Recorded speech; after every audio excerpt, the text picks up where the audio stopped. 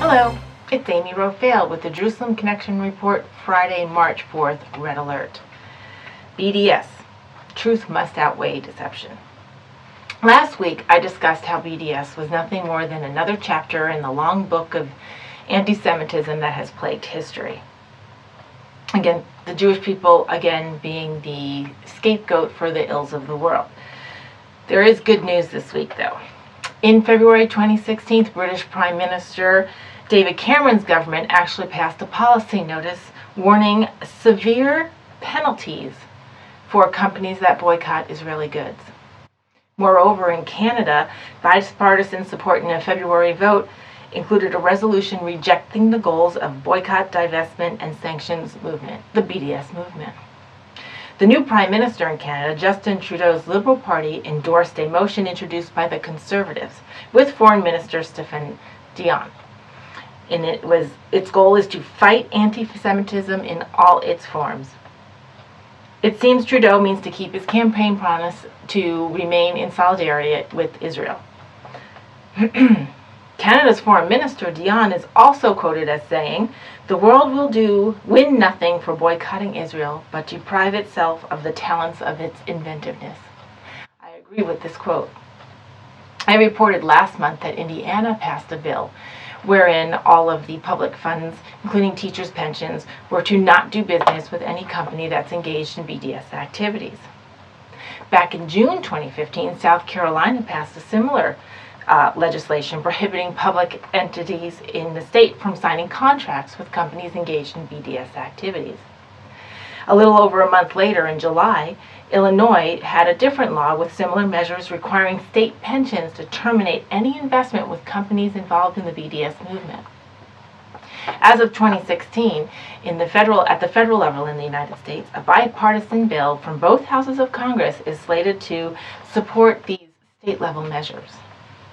Ohio, Florida, Pennsylvania, California, they all have similar bills on the table. This congressional bill at the federal level seeks to support the state-level mandates and give it limitations to court cases or to folks seeking to combat these state-level actions. Because the BDS movement has such a popularity on college campuses, including state-level colleges, which receives much of its funding, if not all, from taxes, this set of legislation at the state level and the federal level is vital for the success of quelling this movement amongst our young people. It is a way to validate the discriminatory and often fatalistic outcomes and goals of the BDS movement, that it is not acceptable for the BDS movement to try to eliminate an entire nation through economic pressures or otherwise, and discriminate against a particular group of people, especially when there's no legitimate evidence of the claims that they make against them. These legislative actions are such a great step forward to combat the BDS movement, both at the societal level and at the college level. Reports from members of the Hill regarding this federal level legislation is that it is deeply bipartisan. And in fact, they recognize that most Americans from every level or spectrum of the political identity here in the U.S. also support Israel and recognize the BDS movement's agenda as mostly lies. It is unfortunate, though, that our knowledge-thirsty young people seem to be wooed into this BDS movement, wanting to feel included, wanting to feel like they're helping people, when in fact they are just digesting hate. It is also interesting that there's an irony here, that these students who want to help oppressed people and want to make a difference are actually not seeing the fact that in all of the Middle East and all of the world even, some of the greatest protections for women, for children, for religious minorities, for homosexuals, and for gender identity issues are actually in the state of Israel.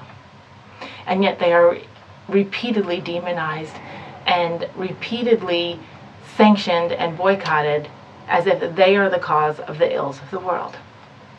But these legislative movements that have been occurring in the last year and will continue to occur over the next year, and I will continue to report on them, are an encouraging movement validating what we have been saying about the BDS movement. It is anti-Semitic, it is discriminatory, and it is not right. The gates of hell shall not prevail, and this we know, and we have seeing evidence of it this very day. Shavua Tov, Shabbat Shalom, and have a great day.